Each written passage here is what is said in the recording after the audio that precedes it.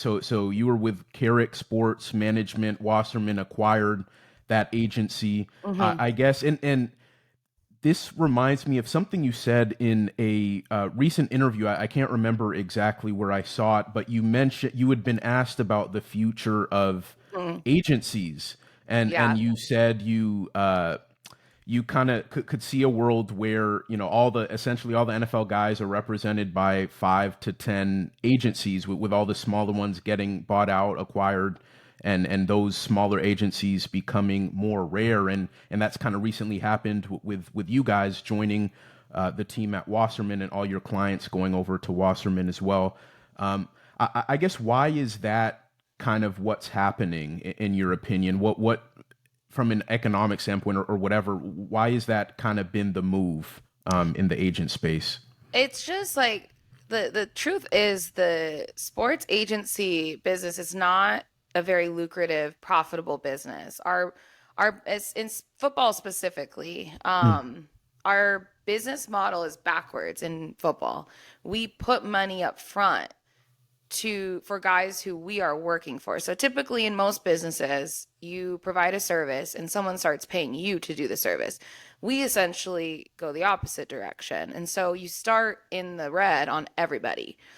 And with that, you need a lot of capital to be able to keep up, but it's really hard to get to the green. And we are very Mhm. fortunate that with my boss started with absolutely no clients.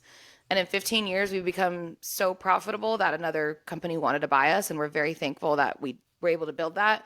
But the truth is that for us to continue to evolve, we would have to keep putting money into the business to grow the way we need to in order to keep up. And there are agencies out there like Wasserman that already have the resources that we would be expanding into. So Mm. they have marketing departments and people dedicated to NIL. Just the way this business is moving, it just makes sense for, at least it made sense for us to join forces with existing infrastructures rather than trying to build that out on our own.